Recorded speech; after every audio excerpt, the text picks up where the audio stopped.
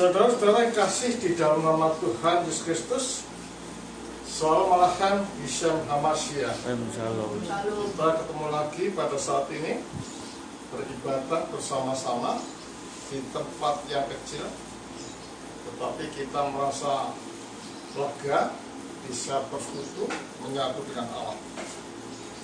Sebagaimana kita tahu bahwa untuk dapat mendekat kepada Allah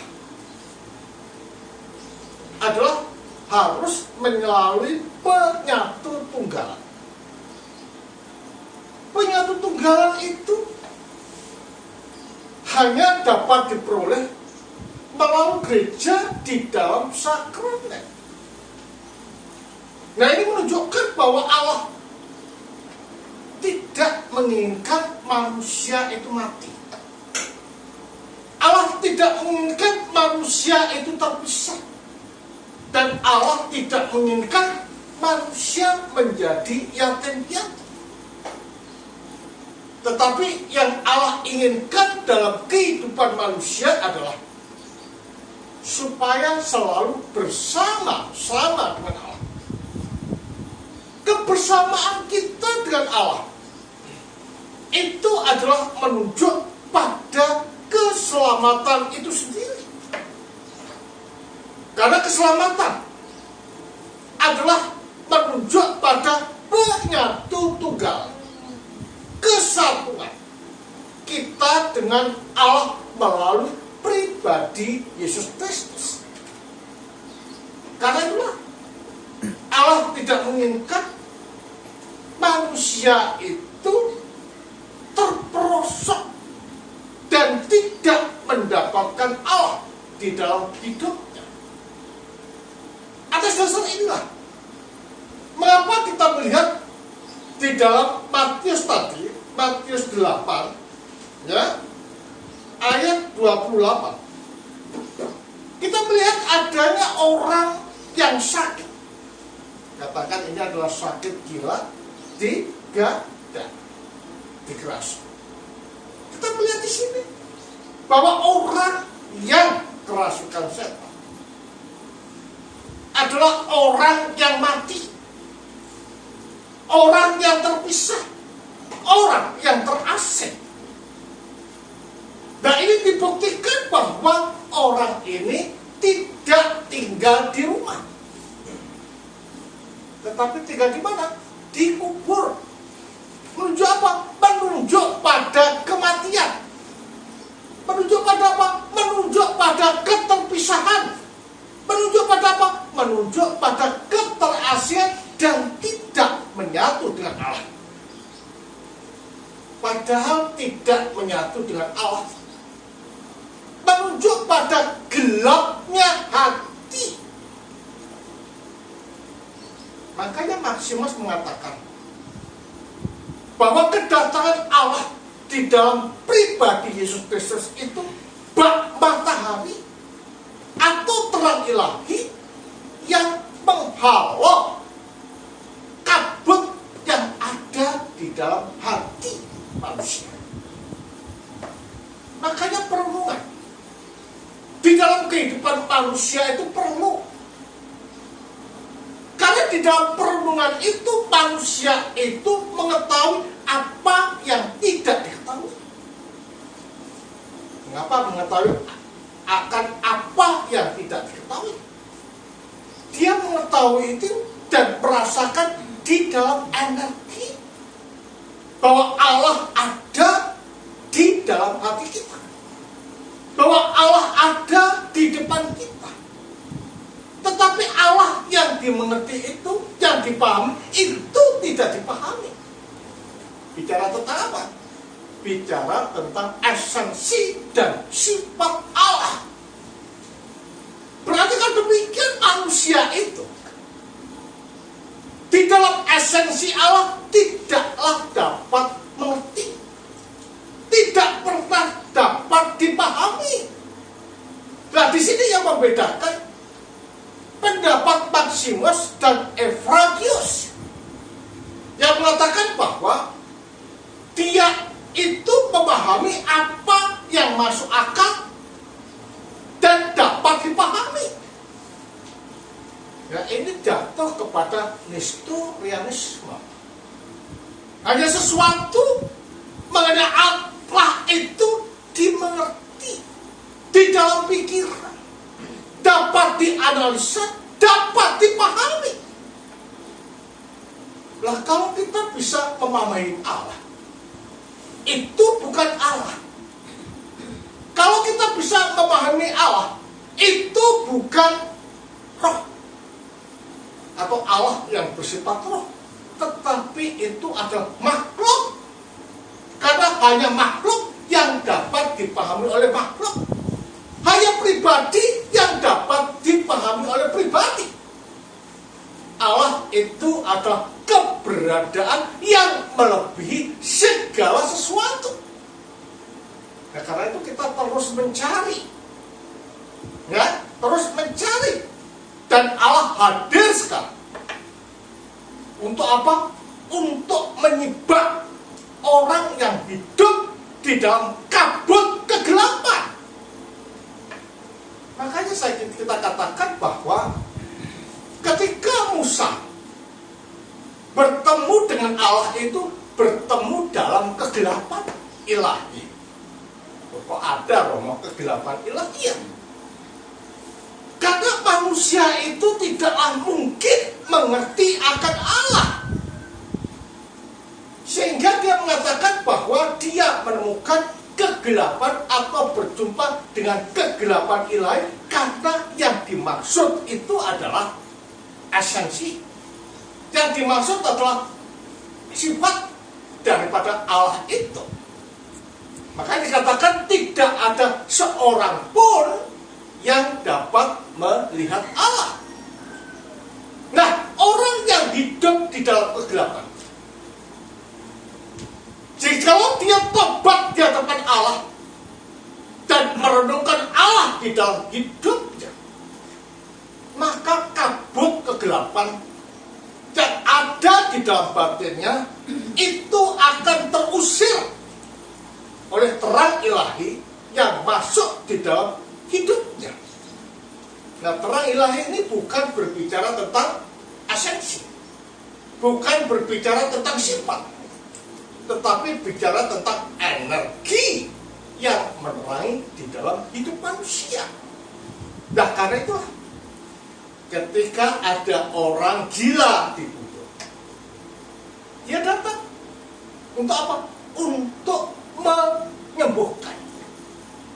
Dia datang untuk melepaskan ikatan. Karena apa? Orang yang hidup dalam kegelapan ini bukan hidup di dalam Allah, tetapi hidup dalam keterpisahan, karena roh jahat masuk di dalam kehidupan orang itu. Coba kita lihat di sana, ya. Setibanya di seberang, yaitu di daerah orang Gadara, datanglah dari pekuburan dua orang yang kerasukan setan menemui Yesus. Mereka sangat berbahaya, sehingga tidak seorang pun yang berani melalui jalan itu. Kita mau tahu bahwa orang yang kerasukan setan atau orang yang mati itu sangat bahaya.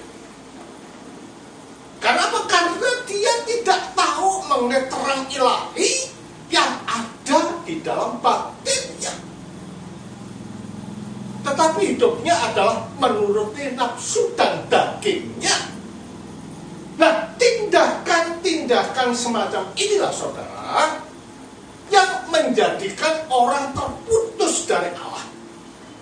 Karena kegelapan tidaklah mungkin dapat bersatu dengan terang. Kejahatan tidaklah mungkin bersatu dengan kebenaran. Gelap tidak mungkin menyatu dengan terang. Maka dikatakan berbahaya, tidak seorang pun dapat melalui jalan itu. Artinya apa? Artinya kalau kita melalui jalan itu di dalam kacamata alegori, kita akan terpengaruh di dalam hidup orang yang sesat, hidup orang yang gelap, hidup orang yang diselimuti oleh awan. Itu sebabnya harus dihindarkan. Katakan, dan mereka itu berteriak katanya, apa urusanmu dengan kami, hai anak Allah? Adakah engkau kemari untuk menyiksa kami sebelum waktunya? Ya rupanya dua orang yang kerasukan setan ini tahu siapa Yesus. Dia tidak mengatakan bahwa Yesus itu sebagai anak tukang kayu, tetapi dikatakan, hai anak Allah. Ya, artinya bahwa dia tahu bahwa Yesus ini adalah firman yang telah menjelma menjadi manusia. Jadi kalau demikian, peranan Yesus di jagat ini sangat penting di dalam kehidupan manusia, supaya manusia diselamatkan, supaya manusia terilahikan, supaya manusia tersatukan, supaya manusia diperbarui di dalam hidup. Karena itu, apa urusan, hai anak Allah? Adakah engkau akan menghukum aku sebelum waktunya? Dia sadar bahwa di hadapan Allah dia itu bertentangan. Di hadapan Allah bahwa dia ini adalah sesuatu yang bertolak belakang. Karena itu dia dapat merasa dirinya bahwa tempat yang paling pas untuk orang yang kerasukan setan atau setan itu sendiri adalah neraka, adalah hukuman, adalah siksaan, adalah penderitaan di dalam hidup dan kehidupannya.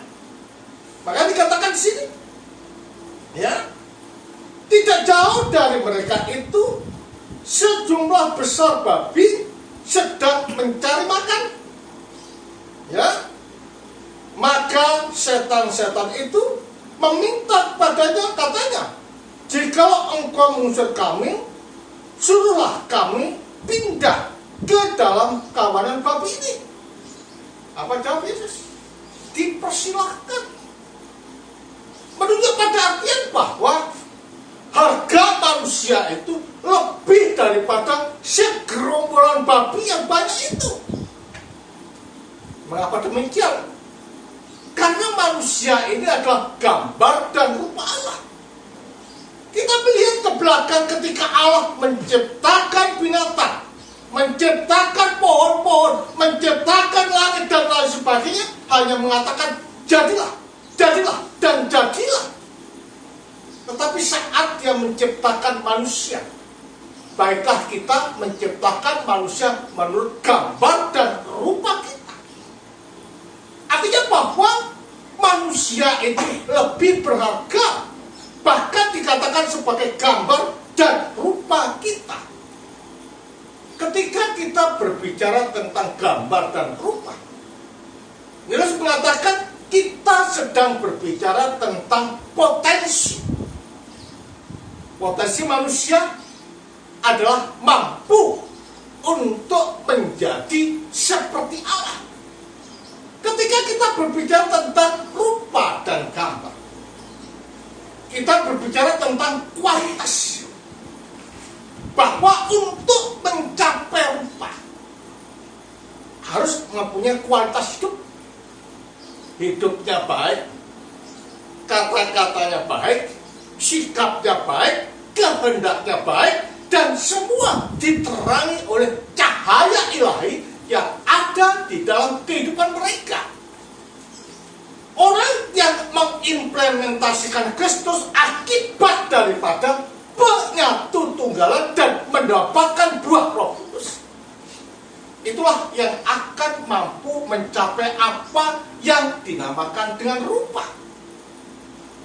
Nah, kata rupa di sini, ya, adalah gambar tepat daripada sang gambar. yaitu Kristus. Jadi tujuan dari visi Allah di dalam kehidupan manusia itu adalah visi bertatap muka. Karena apa? Karena kita dikatakan sebagai apa?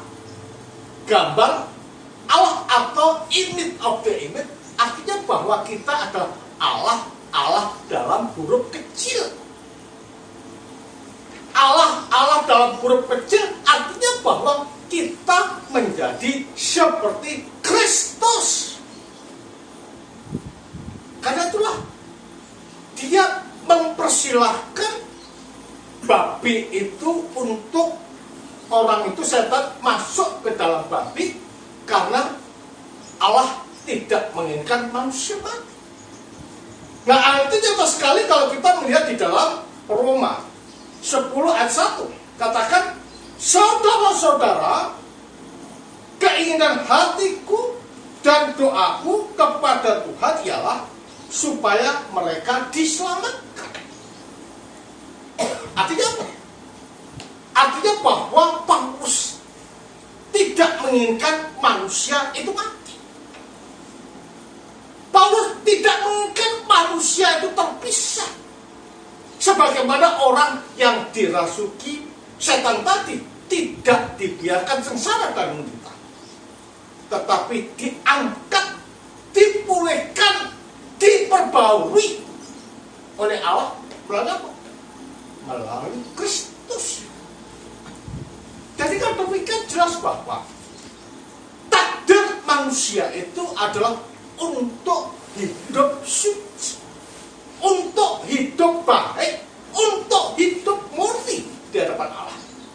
Dikatakan juga di sini, ya, sebab aku dapat memberikan kesaksian tentang mereka bahwa mereka sungguh-sungguh giat untuk Allah, tetapi tanpa pengertian yang benar. Orang Roma dikatakan orang yang giat melayani Allah, giat di dalam gereja, giat memuji Allah, tetapi tanpa pengertian yang benar. Nah, Paulus datang di sana adalah untuk memberikan penjelasan yang lugas tentang apa yang Allah kehendaki di dalam hidup manusia.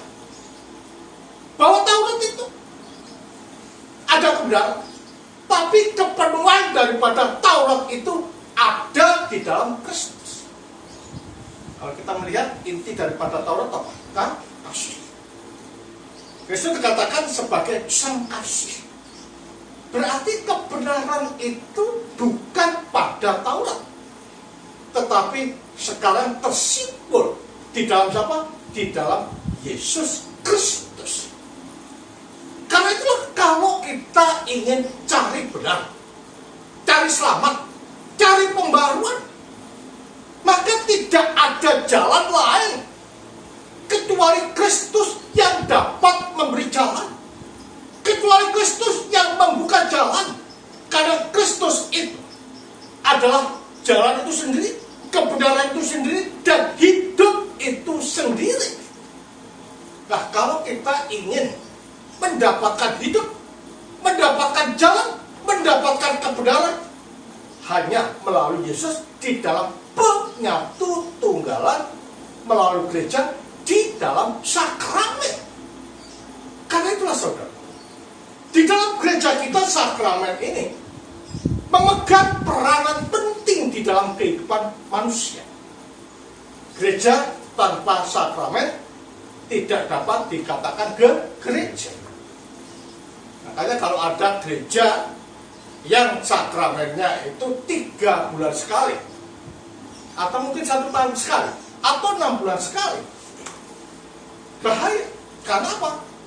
Karena sakramen ini yang mendorong manusia untuk menyatu dengan Allah. Karena dengan sakramen kita masuk di dalam kehidupan ilahi, sehingga terang ilahi menerangi kita, mencerai kita, sehingga setan itu tidak bisa menyentuh di dalam kehidupan kita. Jadi dengan demikian jelas bahwa minggu ini kita diingatkan supaya kita jangan memberikan serta pada kegelapan untuk menggerogoti, untuk mengkacau di dalam kehidupan kita.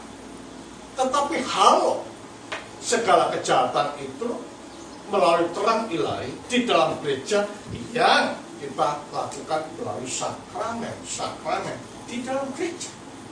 Karena dengan sakramen kita menyatu, dan penyatuan kita dengan Kristus itu menjadikan terang ilahi itu menggerogoti, menghancurkan, membakar kerak dosa yang ada di dalam kehidupan kita. Sebagai akibat adalah kita disucikan, kita dimurnikan, kita dicerai, dan kita diterangkan. Jadi sebagai prinsip dalam kehidupan kita adalah menyatulah dengan Kristus terus-menerus, supaya kegelapan jangan masuk, tetapi terang yang akan memimpin kita terus-menerus. Kemudian bagi sahabat, sanggup Tuhan.